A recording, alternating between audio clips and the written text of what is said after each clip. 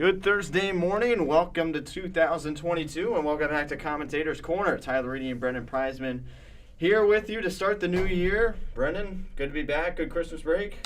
Well, yeah, pretty good. I mean, we were both sick for a bit of it, so we did a lot of... Everybody was. Yeah, we did a lot of sleeping, reading, and sports watching. So, in other words, just about the perfect winter break, honestly. I had pretty decent time. I know you didn't have a great time, what with being sick and all, but, you know, we kind of both got accepted into college right at the start of break.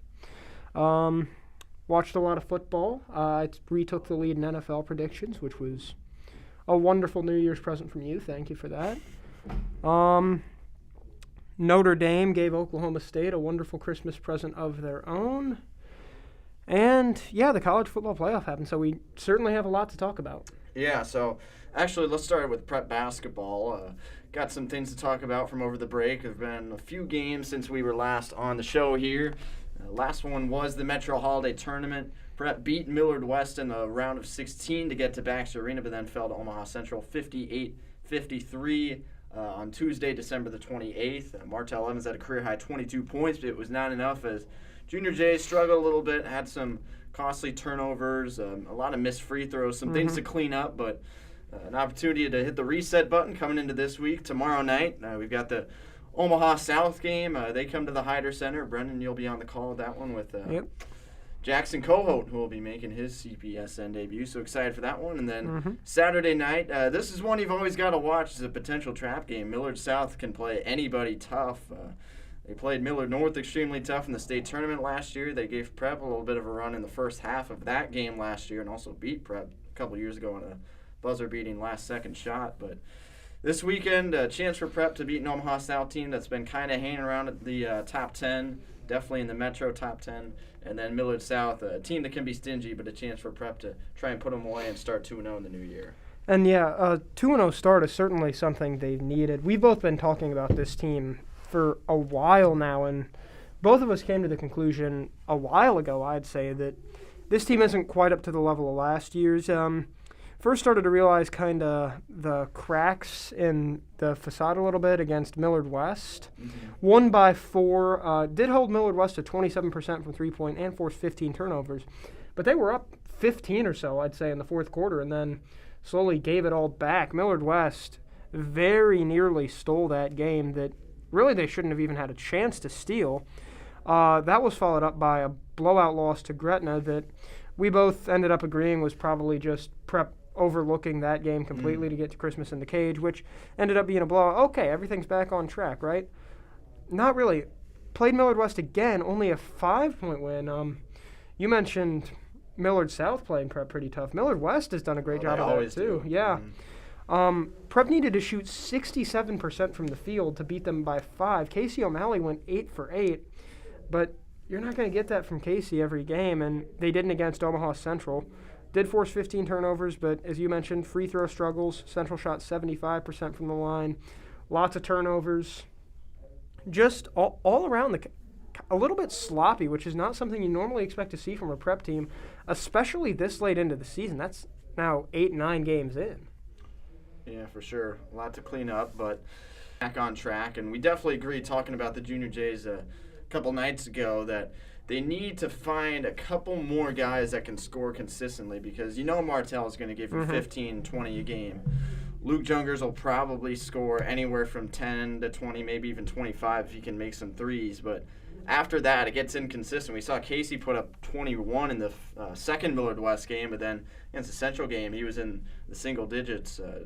I think he only had 5 or 6. Stats aren't in for that game yet, but there was that. And then Joey Riechel's had a couple nice games as well, but he's not somebody who's always going to be in the 10 to 15 point range like he is when he's hot. So if those two guys and then maybe a couple others, if they aren't playing so well, can step it up offensively, I think the Junior Jays will have a much better chance because when you get to those tough teams like Westside and Bell West, they're going to know how to shut down guys like Martell Evans at least for long enough to beat you. They might not do it for the whole game, but they'll have a much better idea of how to do it than some of the other teams we've played.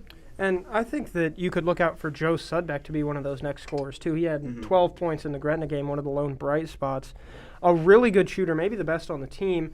And he's also pretty solid with the ball in his hands as well. He doesn't need to be just a sit in the corner and wait for a pass type of guy. He can attack the hoop fairly well too. So if he, maybe O'Malley, as you said, maybe Joey Rieschel can be that third, fourth, or even fifth guy who can score the basketball like Prep had at times last year, then they're going to get back to that title contention that we've all come to expect. But if they can't find that third, fourth, or fifth score, it's going to be tough sledding, especially, like you mentioned, when they get into the west sides of the world, which it's coming. Yep, so 2 games this weekend, Omaha South and Millard South, home and away. 2 games next weekend, Bellevue East at home, Fremont at home, 2-game homestand there. And then after that, it gets tough at Westside, at Bryan, home against Bryan actually that Saturday, and then at Papio South, at Bell West, at Papio's in there somewhere, at Lincoln Northeast, which is another good team this year. Millard North will be later on in February, as will be Central. So only a few more games left until we really get into the gauntlet. So should be fun to watch. Also fun to watch has been college football, and we had plenty of that with bowl season the last couple weeks.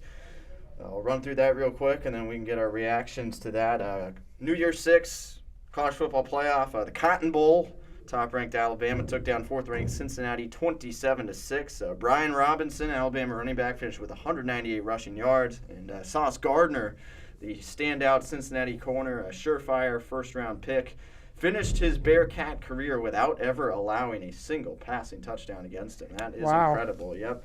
And then the Orange Bowl, third-ranked Georgia over second-ranked Michigan in a blowout, 34-11. Stetson Bennett, 310 passing yards and 3 touchdowns in that one as the Bulldogs rolled from the start. Rose Bowl, Ohio State over Utah, 48-45. Jackson Smith and Jigba, a bowl record 347 receiving yards and 3 touchdowns. What a performance from him, even with some of the other receivers from Ohio State not in the game. And then the Sugar Bowl, Baylor and Ole Miss. Baylor won at 21-7, but the big story was Matt Corral getting hurt in that one.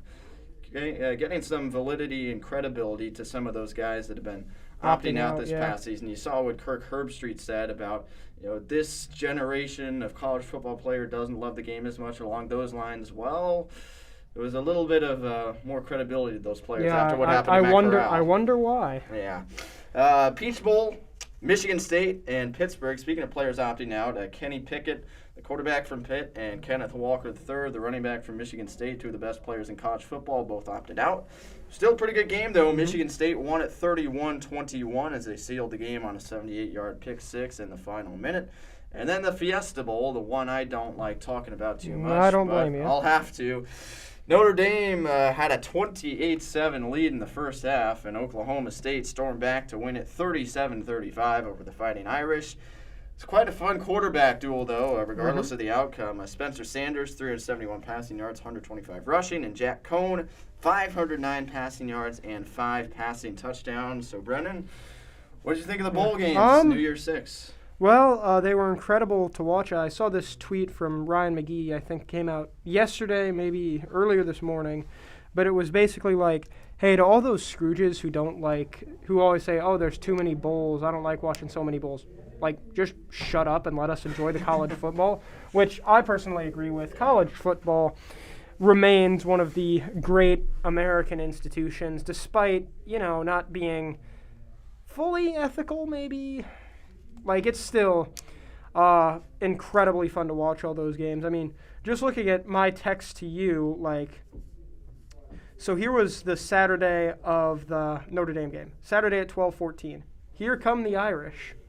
Saturday at 3:09. The luck of the Irish strikes. That was after Oklahoma State fumbled on the goal line. I emphasized that a bit later after they forced a punt. Then Saturday at 6:01. When are we putting out predictions? Also, sorry about Notre Dame. And then Sunday at 1:55, Jamar Chase is not human. Yeah, it was quite the weekend. Yeah, you had a horrible weekend, man. Good grief. I didn't realize how bad it was. Oh, well. Yeah, I want to talk about Ohio State for a second because I'd argue that if Bryce Young, Brian Robinson, and the rest of that high-powered offense leaves Alabama, I'd argue Ohio State should be the national title favorites for next year.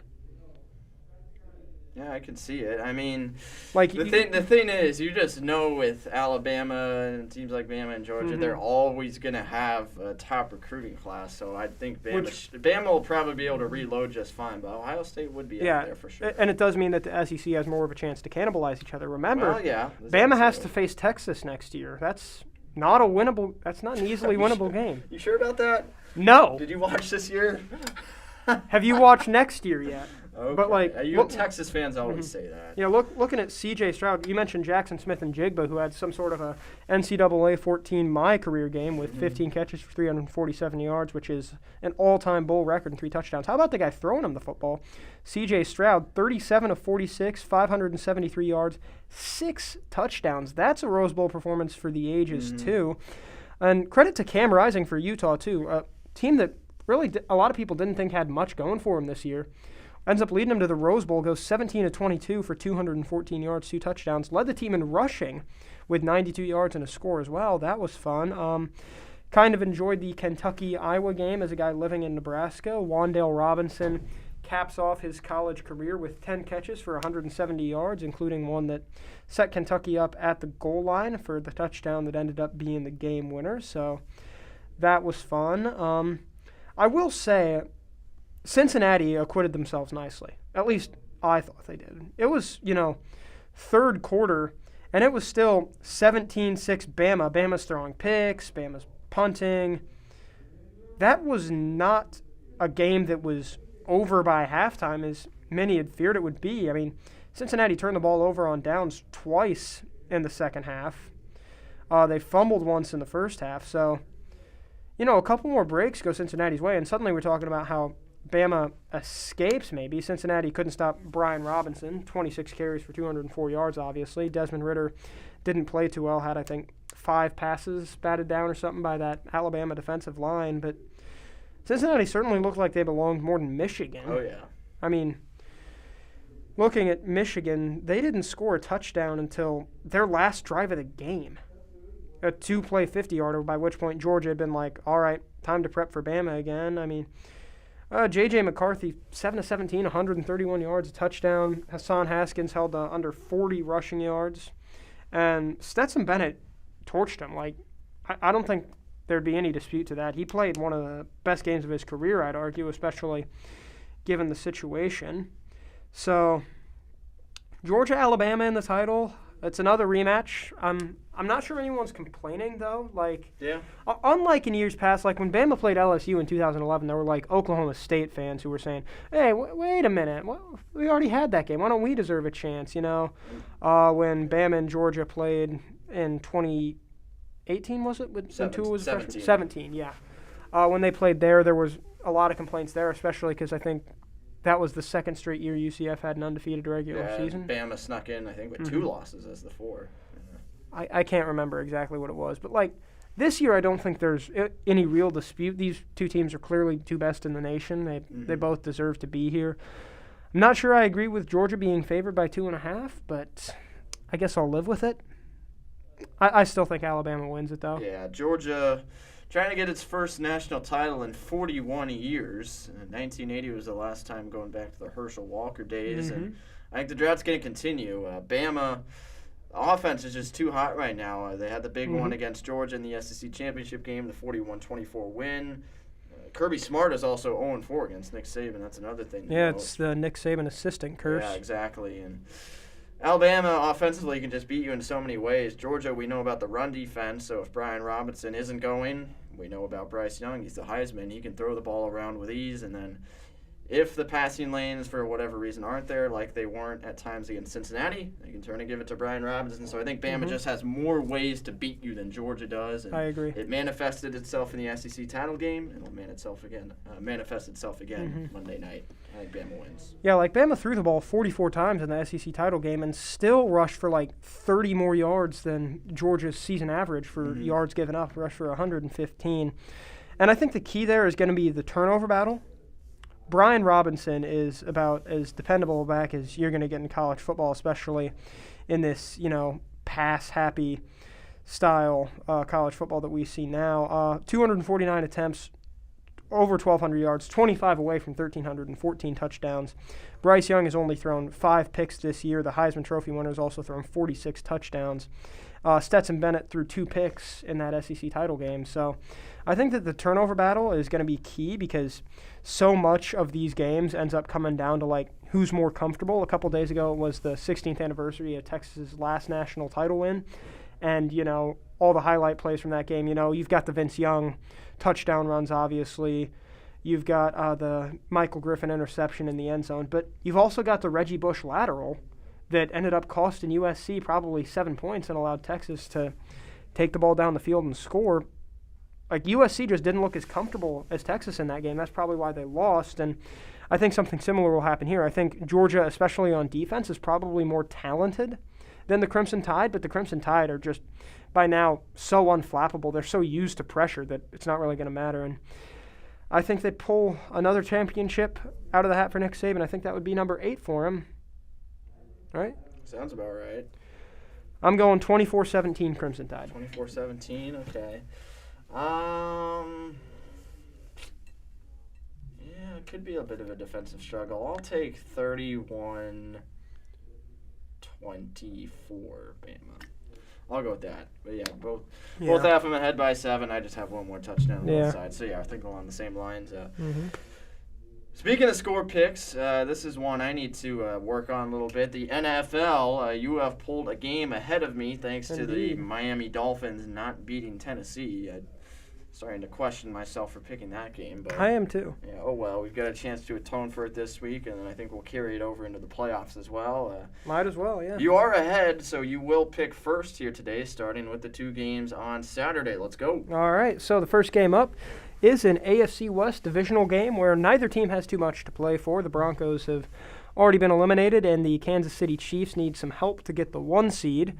So, yeah, not a lot to play for Kansas City, especially after a rough loss to Cincinnati last week in which they elected to single-cover Jamar Chase, who proceeded to set a single-game rookie record for receiving yards with, let's see if we can find it. 266 yards and 3 touchdowns, including a concept where T. Higgins ran an out route, Chase ran a fly route, and was left uncovered by basically everyone. Daniel Sorensen just completely blew his cover, too. Yeah, wasn't great. Chase had more receiving yards than Patrick Mahomes had passing yards in that game, and the Bengals, maybe some questionable penalties in the end zone near the end of the game, but they were able to hold on, run the clock out, and kick a field goal for the win to clinch their division. So they're going to the playoffs, and Kyler, I don't really want to play that team. I remember what Joe Burrow and Jamar Chase did when they were at LSU in 2019.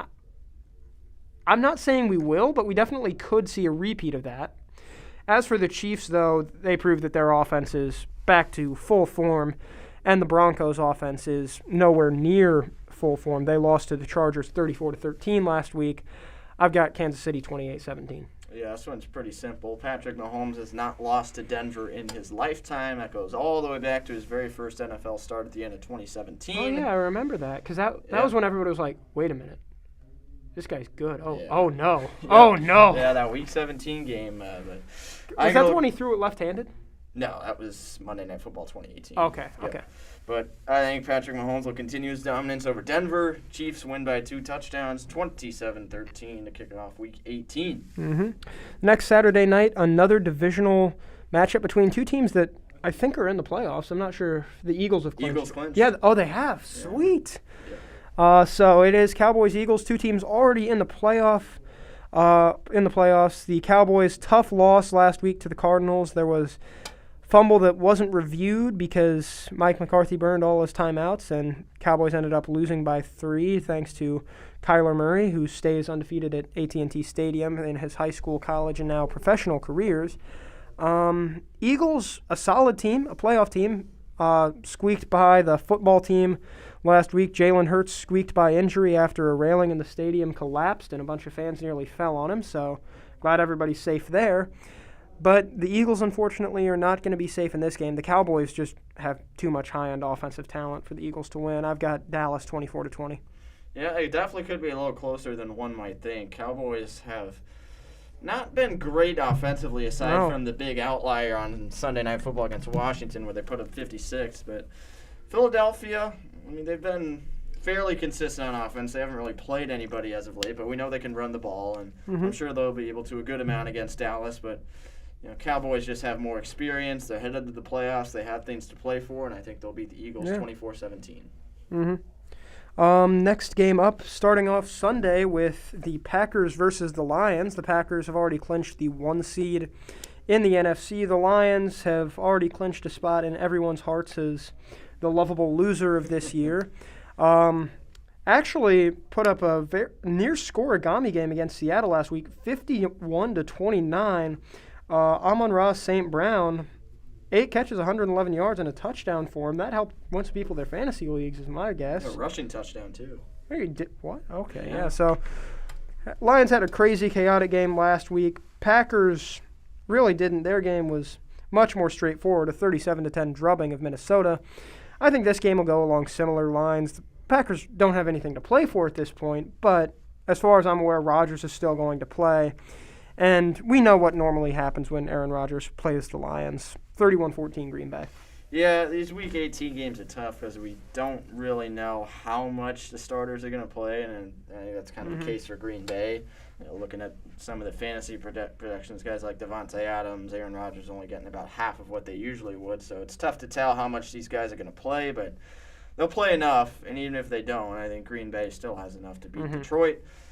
They're a little close, 24-20, but that's definitely on the low end of the spectrum. Green Bay could easily blow them out, just depending on how long the starters are in. Finishing off the NFC North with Bears and Vikings.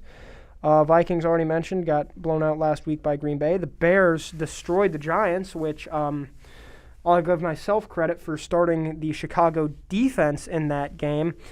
Let's look at Mike Glennon's stats. 4 of 11 for 24 yards and 2 picks, a QBR of 0.0. Also, congratulations, Tyler. Last Sunday, you threw for more yards than the entire Giants team. -10. -10. So the Giants are struggling. They have not had a record above 500 at any point in the past 5 years. Yep. Ever. Literally ever. Not even 1-0. Like, even the Jets have had that. Do you know how bad your franchise is when you're worse than the Jets and even the Jaguars are laughing at you and pointing? Like, anyway, I'm not sure why I'm talking about the Giants. This is the Bears-Vikings game. Kirk Cousins might return next year to the Vikings. I'm not sure that's what Vikings fans want. I know that a lot of them want Mike Zimmer fired, but there will be at least one more happy moment going up against a Bears team that has not looked great against serious competition all year. Plus, the game's not on primetime, so you know Cousins is going to play well. I've got 17-6 Minnesota. 17-6. It's not going to be a fun game to watch, I'll tell you that. Yeah, I mean, I don't know right now because Chicago's getting Justin Fields back. He's going to start again. Minnesota has looked just completely discombobulated the last couple weeks. They did almost beat the Rams. They did, but that was just because Matthew Stafford had an awful game. Adam Thielen still out. They had him for part of that game, which also helped. I'm going to go with the Bears in this one. Oh! 23-20 over Minnesota. Oh, no. Not I like the way Chicago's been playing. They've been running the ball well with David Montgomery. Fields is coming back, and the Vikings just look really bad right that's now. That's reasonable, which is what worries me, because it's not like you're throwing out a crazy pick. We'll see what happens. So I'm going to come back with a kind of reasonable pick of my own. Two teams heading in opposite directions. The Steelers in what was likely Ben Roethlisberger's final game at Heinz Field beat the Browns in a game that if you didn't watch, you probably had more fun. Roethlisberger, I believe, threw 46 passes for 123 yards. Baker Mayfield threw 38 for 185 yards, also threw 2 picks. He has been absolutely awful these past couple of weeks. He is in free fall as well. Meanwhile, the Ravens have tied the NFL record for most losses by 2 or fewer points after going down to the Rams 20-19 thanks to a clutch touchdown by Odell Beckham Jr. But I don't know. They might get Lamar back. The Steelers' offense is not great. And as long as the Ravens aren't giving Pittsburgh the ball like Baker Mayfield was, I think they've got a chance. I'm going 16-10 Baltimore. Yeah, Ravens and Steelers are pretty similar in that they always seem to play well at home late in the season. And when you get into late December and January when you get this kind of rivalry in the AFC North. Sometimes you just got to go with the home team, especially with how much uncertainty there is with Lamar coming back and injuries and all whatnot. I do have the Ravens as well. Pittsburgh's offense has a very limited ceiling. Baltimore can do some things even if they have Tyler Huntley on offense. Mm-hmm. I'll take them 23-17 over Pittsburgh. All right. Next up, an AFC South battle between the Titans and the Texans. The Texans lost to Trey Lance and the 49ers last week in Lance's first start, while the Titans blew out the Dolphins, invalidating Tyler's tie with me. I'm still not entirely sure what you saw in Miami, especially going up against Tennessee. I know. I just figured Tennessee, they lost to Houston a few weeks back. They're susceptible to that kind of letdown game against a team that's kind of flying under the radar. But maybe Miami isn't. People are kind of calling their bluff on playing so many bad quarterbacks. Yeah. So, hindsight's 20/20. I should have picked Tennessee. So yeah. But I mean, I don't blame you for picking Miami. At the time, it seemed like, they've got the momentum, and Tennessee's looking iffy. Tennessee does have Derrick Henry back at practice, and the AFC's number 1 seed. They are playing the Texans, who are the Texans. So I think that they're going to keep their grip on that 1 seed, and that is not a team that I would want to play come late January or early February. I've got Tennessee 27-21. Yeah, this one's pretty simple. Derrick Henry, don't know if he'll be back yet, but if he somehow is, he owns Houston, that's for sure. He's got several 200-yard games under his belt in the past against the Texans. Tennessee will win easy, 31-17 on the road to close out the regular season, and as you said, take the 1 seed. Honestly, if I'm the Titans, I don't play him this week. Yeah, I don't. I save him for the playoffs. That's probably wise.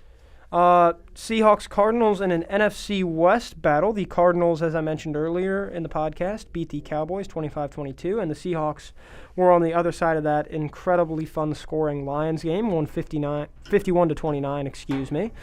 Kyler Murray showed that, he's still, if not quite an MVP, at the very least an all-pro caliber player against Dallas, throwing for 263 yards and 2 touchdowns, while getting very little help from his running backs as well. And the Seahawks have had a nice turnaround these past couple of weeks. As soon as they got eliminated from the playoffs, they started playing really good football, which is normally the opposite of how you normally want to do things in the NFL. Yeah. But, I just don't see them beating the Cardinals in Arizona. Like, the Cardinals had a chance at the 1 seed for a while before kind of sitting back and relaxing. I think that they've realized that they can't afford to do that relaxing anymore. I've got 35-20 Arizona. Yeah, Arizona has stunk at home. I think they've lost 5 straight going back into November. But I think it ends here. Seattle's not a great team. I know they looked fine last week, but it was the Detroit defense. Arizona should be just fine coming off the big win over Dallas. I've got 27-17 Cards.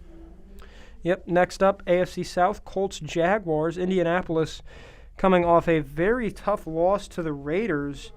Raiders almost sealing a playoff berth with that game.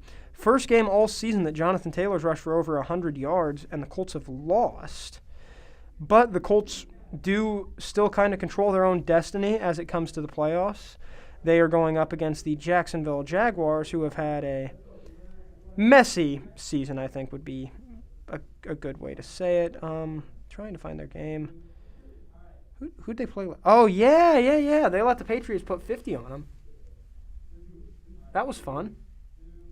But I don't think this should really be a challenge for Indy. I think you said earlier that Indy hasn't won in Jacksonville since 2014? Yeah. Yeah, that streak ends this week. 24-10 Colts. Yeah, I remember week 1 last year, Indianapolis lost to Jacksonville, and the Jags said, we aren't satisfied with 1-0, so they went 1-15. Well, I hope they're satisfied with whatever their record will be at the end of this season, because it won't be great after another loss to the Colts. They're 2-14. Yep, it'll be 2-15 because Indianapolis will win 24-10. Yep. Next up, AFC North battle, Bengals-Browns. The Bengals, after clinching the division thanks to the wild win over the Chiefs last week, have nothing to play for. So Joe Burrow, among others, will not play this week.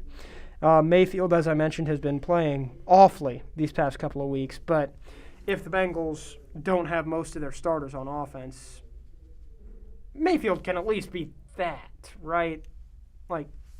Yeah, he's got to be good enough to beat that. 35-17 Browns. Yeah, I think it's more about Cleveland's defense than anything else. I mean, if Cincinnati's not playing the likes of Burrow and Chase and Higgins and maybe Mixon. And Cleveland's defense is still a pretty good unit, especially when the weather gets colder and they're at home in front of the dog pound. So I think they won't have much of a problem. Offense will do just enough to win 23-17 Cleveland. Yep, next up, the football team versus the Giants. The football team doesn't have a great stadium, but they do still somehow have a solid team that might make the playoffs. Had a tough loss to the Eagles last week, but the Giants, as I mentioned, set records for futility, at least this year, against the Bears. And the football team, they're not – no, never mind. They have been eliminated. They were eliminated by that loss to Philly. Excuse me. They're gone, but they are still better than the Giants. 24-13 football team. Yeah, the Giants are just a mess right now. When aren't they? Trying to figure out if they want to bring back Daniel Jones for a 5th year, trying to figure out the whole Joe Judge situation. Oh, it's boy. It's arguably the worst shaped organization in football. Maybe the Jags are there with them. Maybe the Raiders, too. Yeah, well, at least the Raiders are vying for a playoff spot. Oh, yeah. Raiders have just had some fluky off-the-field issues that are pretty big. But Giants and Jaguars, it's definitely a systematic problem, and it's long-term as well.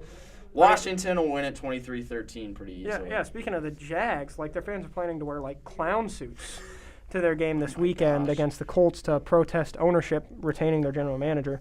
I mean, here's how chaotic last week in the NFL was. Joe Judge went on a 15-minute rant, including claiming that he believed that most of the 2018 Patriots coaching staff, a team that won the Super Bowl, was going to be fired 2 weeks after they beat Patrick Mahomes. He's also said that former players are calling him up saying, boy, even though I'm making a lot more money elsewhere, I sure wish I could be on the Giants with you guys, man. That looks like such a great team, which is totally something that is not made up, for sure. That's not even our what is happening for this week. On to Saints-Falcons. Let's see. The Saints beat the Panthers in an ugly, ugly game, 18-10 last week. I'm not going to talk about that game because I do not want to. And the Falcons lost to the Bills, 29-15. They did get a safety, though, so they got that going for them. The Saints still somehow alive in the NFC playoffs. Taysom Hill led them in passing and rushing against Carolina, so I guess they got that. And the Falcons, an organization that has been slowly dying since going up 28-3 against Tom Brady and the Patriots. They will continue to do so against the Saints, 27-20 New Orleans. Yeah, I'm not surprised. Atlanta, they've had a pretty good record for a while, kind of shockingly, and they had some solid outbursts from guys like Cordell Patterson and Kyle Pitts on offense, but I don't know. I just don't think they have the explosiveness at the moment. Patterson's gone cold lately. The Kyle Pitts connection hasn't been what it was in the middle of the season. In New Orleans, I know they've struggled a little bit at quarterback. The offense hasn't been healthy for very long, but they've got Alvin Kamara back now and got a chance to go in Atlanta, close out the season strong, and I think they will, 20-17 over Atlanta. Jets-Bills. The Jets lost to the Buccaneers after blowing a 24-10 lead. We'll talk more about that game in a bit. The Bills beat the Falcons by 14. Jets getting Brady, then getting billed. The AFC East champions are going to assert their dominance once again, I think, by going into MetLife Stadium, or by welcoming the Jets to Ralph Wilson Stadium and kicking the crap out of them. 41-17 Buffalo. 41, my goodness. Yeah, Buffalo late in the season. I mean, Josh Allen's going to have a solid game against a bad defense like the Jets. 31-14 Buffalo, probably the easiest game on the slate this week. Next up, 49ers-Rams. I think we've talked about both these teams by this point. 49ers, as I said, beat the Texans. Rams beat the Ravens. I personally like the Rams in this one. I think that Cooper Kupp is having a season for the ages, had 95 yards and a touchdown against Baltimore. And I think that season for the ages is going to continue against San Francisco. Probably the most fun game of the week, but I think the Rams pull it out 34-27. I'm going to take a shot on this one. San Francisco has owned the Rams over the past couple seasons, and I think they've got a lot more to play for right now, fighting for their playoff lives where the Rams are already in.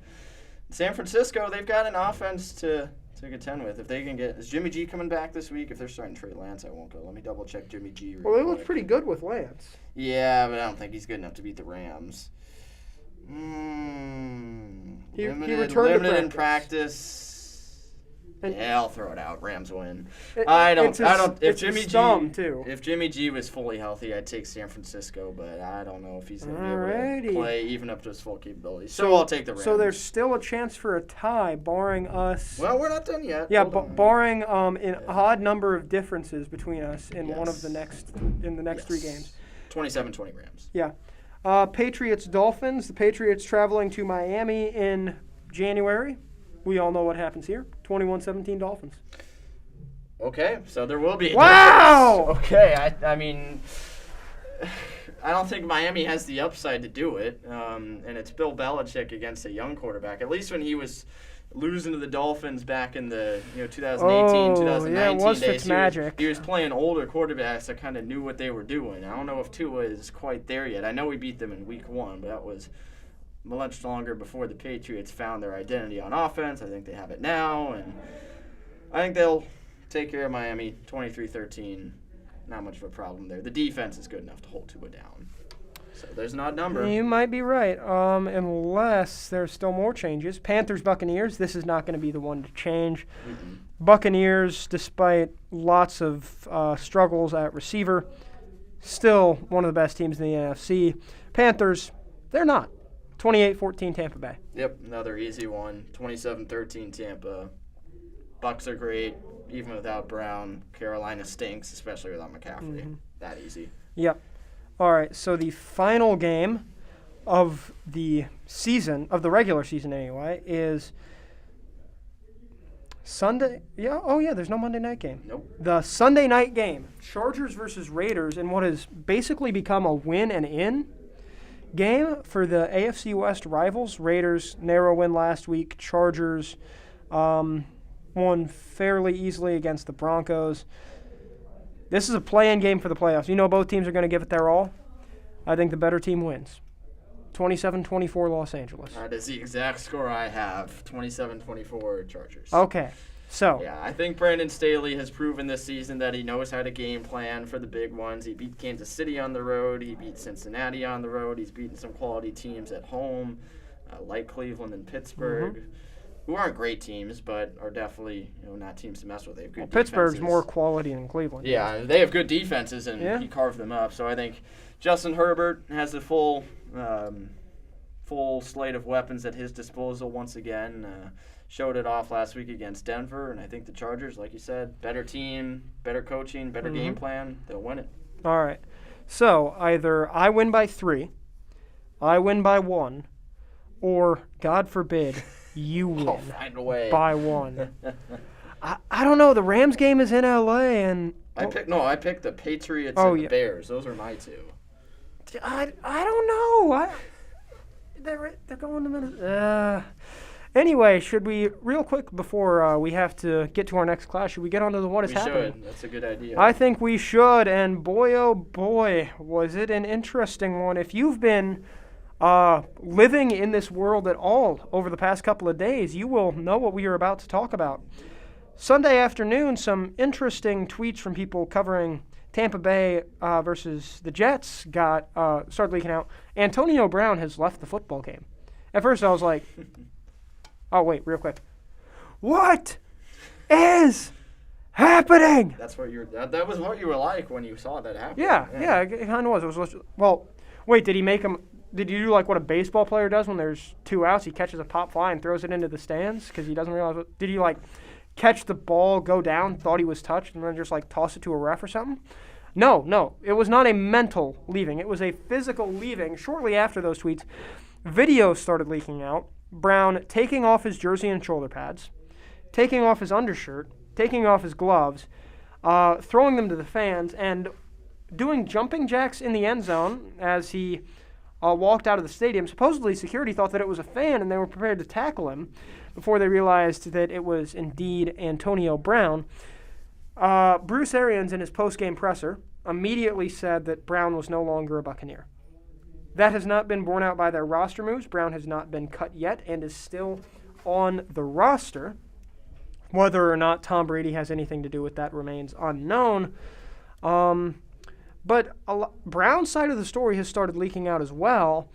Buccaneers' story at first, and Arians' story especially, was that Brown just kind of flipped out and left. Brown, though, is now claiming that his ankle was injured. The coaching staff knew about it. He said he couldn't play. They said, get back in. He said, no, my ankle's injured. And they said, all right, you're done. Mm-hmm. And then he left. There is also, as some people have brought up, the possibility that the team was freezing him out, given that he was only 8 catches, 55 yards, and a touchdown away from receiving about $1 million in bonuses. So both sides of the story are kind of out. There are some worries that Tampa Bay could get into legal trouble for this. Brown claims that they gave him a medicine that was possibly unsafe, I believe. He has released texts with Arians. Basically, if it is indeed Arians that he's texting, proving that Arians knew about the ankle injury and that Brown wasn't 100%. So it has been just a very interesting chapter in what has become a long, long book about Antonio Brown in the NFL. Yeah, you can't even count on one hand anymore. That's for sure. All the issues he's gotten involved with. One thing you didn't mention about this whole Antonio Brown thing is what he did immediately after leaving the stadium. Because it wasn't just like he snapped, he left, went in the locker room, collected himself, and then just kind of worked his way back to the team. No. He was gone. He released a song immediately after leaving the game. Like there were pictures of him like in New York waiting for an Uber or something. He went to the Nets game. Went to the Nets game the next night against the Grizzlies. So, yeah. It's certainly something. My goodness gracious. So, I think that's about all we have. It is great to be back. Happy New Year to everyone who's watching and listening to us. We haven't yet decided whether our playoff predictions will count towards the regular season. I don't think they should, personally. But I suppose we can decide that later. NFL playoff? Yeah. Yeah, I mean, I'm sure you'll want it if I end up a game ahead of you. Well. I feel like since we've got an odd number, we should just close it out this week. I agree. You like that? All right, we'll do that then. Mm-hmm. But we'll still make picks, obviously. Oh, for sure we'll make picks. They just will not matter. Yes. Also, there is no prize for winning. The only prize is bragging rights and proof that one Big Ten-ish school in a Midwestern state starting with I is better than the other Big Ten-ish school in a Midwestern state starting with I. Root for Northwestern in this battle, please. I could use. We're Big Ten-ish. We're Big Ten in one sport. Yes, exactly. Big Ten-ish. Oh my gosh.